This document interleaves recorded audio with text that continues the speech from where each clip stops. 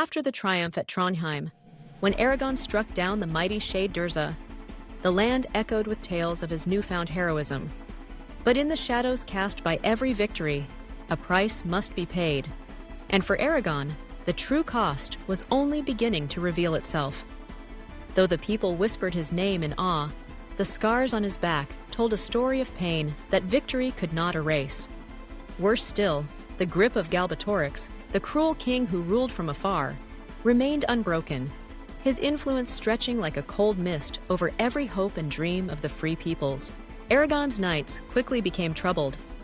Each time he closed his eyes, strange dreams pulled him from sleep.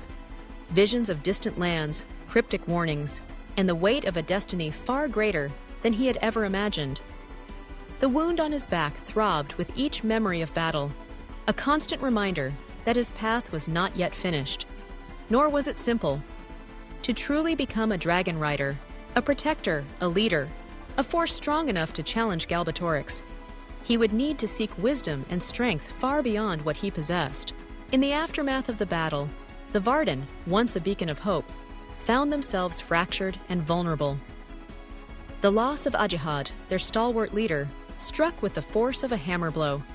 Ambushed and slain by enemies lurking on the fringes, his death left a void at the heart of the resistance. Into this storm of uncertainty stepped Naswada, Ajihad's daughter, inheriting her father's title amidst swirling doubts and whispered rumors. The lords and elders eyed her with suspicion, questioning her youth and her resolve. Yet, with quiet strength, she began to weave the threads of unity needed to hold the rebellion together. But the troubles did not end there. Murtaugh, Eragon's closest companion, and two of the newly awakened riders, vanished without a trace after the battle. Some believed they were dead. Others whispered of betrayal or capture. The loss gnawed at the Varden, leaving Eragon himself feeling powerless. The weight of responsibility pressed down upon him until he understood that the answers he sought and the strength he needed could only be found elsewhere. Thus, Eragon set his gaze toward Ellesméra, the hidden capital of the elves. Saphira, his loyal dragon, soared beside him as they crossed forests older than memory and rivers that glittered with starlight. Ellesméra revealed itself as a place unlike any Eragon had known, a world shaped by magic, brimming with ancient wisdom and beauty that defied mortal understanding. The air hummed with power, and everywhere Eragon turned, he glimpsed the unspoken truths of a civilization that had seen ages rise and fall. Among the elves, Eragon met Oromis, a rider who had survived by living in secrecy, bearing the burden of knowledge and regret. With him was Glaeder, the mighty golden dragon, whose gaze seemed to pierce straight through Eragon's soul. Under their tutelage, Eragon's education began anew. He learned the ancient language, the secret tongue of magic and command.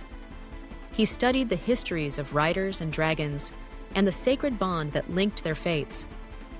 Every day brought new challenges, swordplay that demanded impossible agility, spells that tested his will and concentration, moments of meditation that forced him to confront his deepest fears and desires.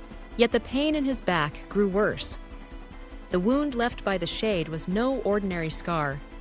It burned with a dark magic that sapped his strength and clouded his mind. There were times when Eragon despaired, tempted to abandon his quest and succumb to the agony. But in the heart of the elven city, a sacred ceremony was held, a ritual of renewal that called upon the oldest powers of the world. Bathed in the light of the moon and the song of the stars, Eragon was healed. His body and spirit transformed. He emerged from the ordeal stronger than he had ever been, ready to face whatever trials awaited him. But even as he grew in power, secrets long buried threatened to tear his world apart. Eragon had always considered Murtaugh a friend, a brother in all but blood. The revelation came as a shattering blow. Eragon and Murtaugh were truly brothers, both sons of Morzon, the most infamous of the 13 Forsworn, riders who had betrayed their order and served Galbatorix. The knowledge struck at the core of Eragon's identity. Could he ever escape the shadow of his father's crimes? Was he doomed to repeat the sins of his bloodline? The answer came to him in a moment of clarity. We do not choose where we are born, but we choose how we live. With this vow, Eragon steeled himself to forge his own path, no matter the darkness of his heritage.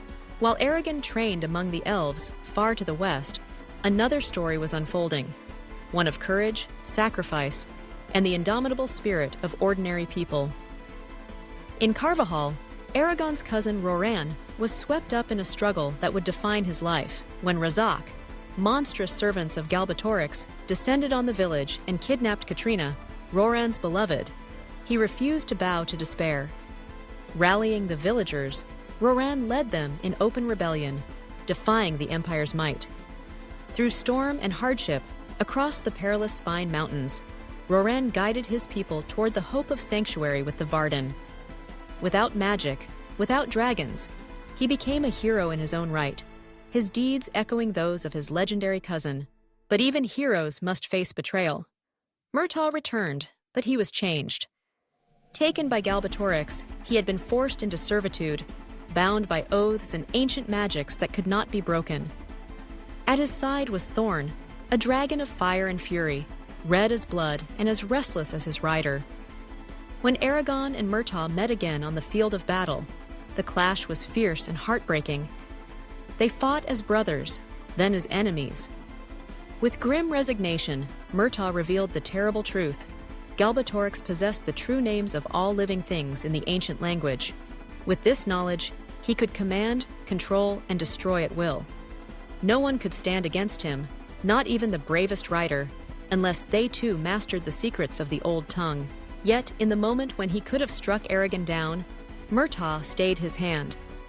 Brotherly love warred with sworn loyalty, and for a fleeting instant, mercy triumphed. Murtaugh let Eragon go, but with a warning: next time, there would be no escape.